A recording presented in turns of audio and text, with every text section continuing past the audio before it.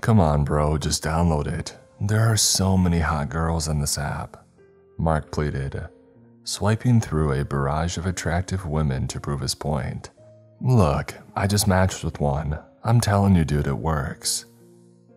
I had always been leery of dating sites, but I would be lying if I said that my curiosity wasn't piqued. I don't know, man. Kinder? It's an obvious Tinder knockoff, and plus, I don't know if I'm ready to put myself back out there just yet. Mara really screwed me up, I retorted, hoping that not-so-subtle jab at my ex would thwart his attempts to persuade me. Okay, how long has it been now? 6 months? You gotta move on. You're a great guy and any girl would be lucky to have you. Just because you picked one bad apple from the bunch, it doesn't mean that they're all rotten. Pulling on my heartstrings, you sly guy. I'll consider it alright. Heck yeah, you won't regret it, Jason. I downloaded the app later that night. I was honestly giddy to test it out. If it worked as well as Mark said it did, then I would be elated. Though I would never admit it to him, the loneliness was beginning to take its toll on me. Mark was right. It was time to move on. I selected a handful of photos that I thought I looked decent in, hurriedly scrolling past the wall of pictures of Mara and me that I hadn't had the heart to delete. Looking at them always sent a pang of grief jolting through my heart, a constant reminder of the mess I had made. But it was over. I couldn't change the past, only the future. And so with that notion at the forefront of my mind, I steeled my resolve and finally deleted any remaining photos of my ex-girlfriend from my camera roll. After a week, I was a bit underwhelmed at the modest number of girls that I had matched with. When I was fortunate enough to kick off an interesting conversation, it usually fizzled out after a day or so. Hey, give it time, you just gotta get back in the game after 2 years of being off the market. You gotta give yourself a chance to learn how to talk to girls again, Mark advised. Here, let me see your phone. I'll try to give you some pointers to set you in the right direction. I sheepishly handed it to him. Oh, come on, dude, you can't simp over these girls. Hey, you're really pretty isn't going to get you anywhere. Okay, what do you start off with then? Well, I start off with a cheesy pickup line. Sometimes it makes them laugh and it's not a bad way to break the ice. Which one do you use? I queried, hoping to pilfer his. I start off with, are you a parking ticket because you have fine written all over you? But you can't steal mine, you have to find your own. He smirked. Nah, fine, I'll see what Google has to offer. After perusing the internet's bountiful selection of awful pickup lines, I settled on a mildly corny one and began to implement it. The pickup line did little to bolster my already lacking self-esteem. I was feeling dejected and nearly ready to give up on the app altogether, when a notification lit up on my screen. You've got a match. My heart fluttered. I hurriedly typed in my passcode and opened up the app. A new match from Jessica. I started swiping through her pictures and Jessica was drop-dead gorgeous. I had no recollection of ever coming across her profile in the first place, but I knew that I had to make a move on her. Alright, Jay, you got this, I muttered. With nothing original coming to mind, I copy-pasted the pickup line from my latest failed conversation and I pressed send. I waited with bated breath for a response. She replied almost instantly. Oh, that's a good one. Thanks, cutie. My heart skipped a beat. I messaged back right away, a little desperate I know, but hindsight is always 20/20. She didn't seem to mind though. Jessica and I really hit it off. I didn't understand why such an attractive girl chose to talk to me out of all people, but I crammed the thought deep in the recesses of my mind. It was really working. I was actually having a great conversation for the first time since downloading the app. After a couple of days, I mustered up the courage to ask Jessica on a date. She enthusiastically agreed and we traded phone numbers. I called Mark to give him the good news. Okay, admittedly, I may have called him to gloat a bit over my imminent success, but that was beside the point.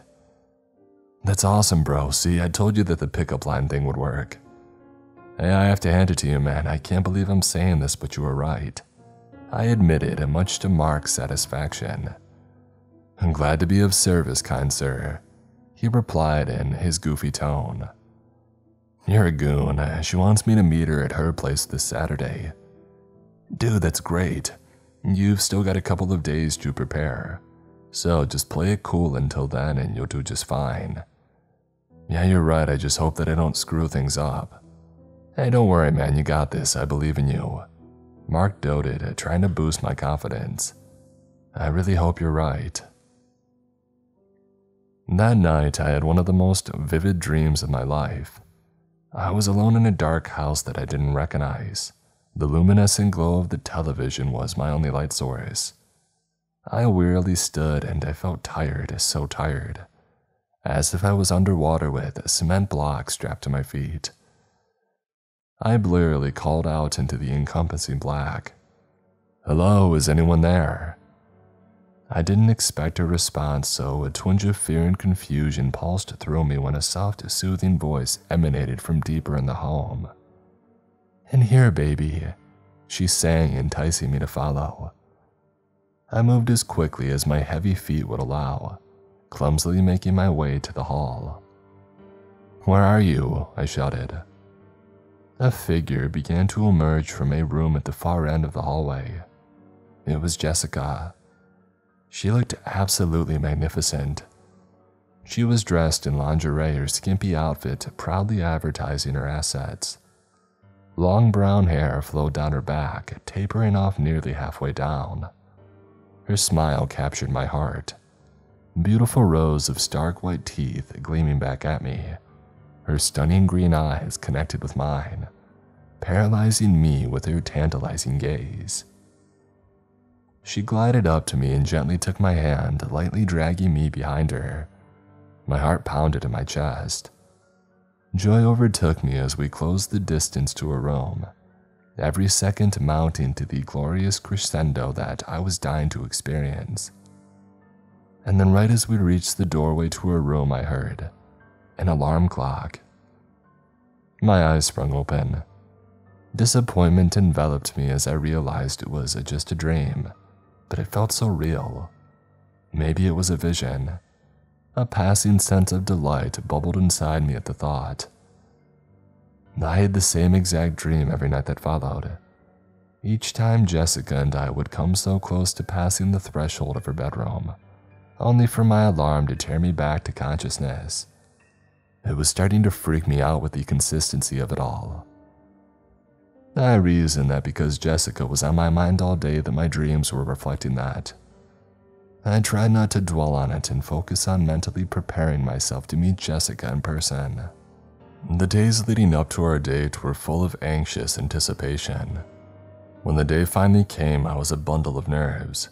I made sure to look my best, apply an extra deodorant to mask the foul stench of the nervous sweat that I was certain would come. I left my house a few minutes before 8, shooting Mark a text to let him know of my departure. I pulled into the driveway and messaged Jessica to let her know that I had arrived. She instantly replied and told me to let myself in. I thought it was a little strange that she wasn't going to greet me at the door, but I ignored the notion and timidly approached the house. The sweat began to pool above my brow as I pushed open the front door. Once I stepped inside, I froze in utter shock. It was the same house from my dreams. Everything matched, even down to the brown splotch on the carpet. Hey, I'm here, I stuttered, announcing my presence. In here, Jay baby. Jessica's sweet voice floated from within the house, luring me in further. I cautiously trudged into the eerily familiar hall, and there she was. She looked even more gorgeous than she had in my dreams. That long brown hair cascaded down her shoulders. Her petite frame was flawless. Her minuscule amount of clothing clung to her perfect features in a way that only worked to embellish her even further. Her smile stunned me as I stared transfixed into her glistening green eyes. She stood seductively in the doorway, beckoning me closer. My legs involuntarily drifted toward her, and in a matter of seconds, I was standing before the radiant enchantress that I had been so eager to meet.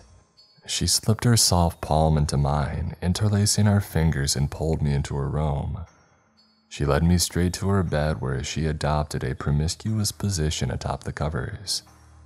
"Care to join me?" she giggled.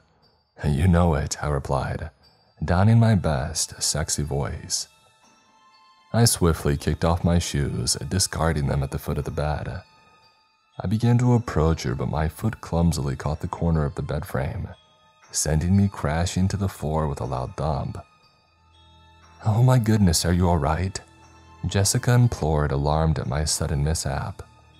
Yeah, I'm fine," I breathed, preparing to lift myself back up. Before I did so, I caught a glimpse under Jessica's bed. A shriveled, rotten corpse glowered back at me, hollow, sullen eye sockets cold enough to bore a hole through my chest. Fear coursed through me. At least half a dozen mummified husks littered the floor. It looked as if their life force had been drained, leaving behind only an empty shell. "Are you sure that you're okay, hon? Mama can make you feel all better." Yeah, I just need to use the restroom real quick," I lied, shuffling to the hall as surreptitiously as I could. "It's down the hall and to the left. Hurry back now, sweetie," she uttered, a tinge of impatience seeping into her words. "Oh, I will." Once she was out of sight, I bolted to the front door, not caring that I left my shoes behind. I jumped into my car and floored it out of there, tires squealing as they grappled for traction. Jessica tried calling me repeatedly afterward, but I blocked her number and deleted Kinder. I receive calls from random numbers occasionally, but I can't definitively say that it's her.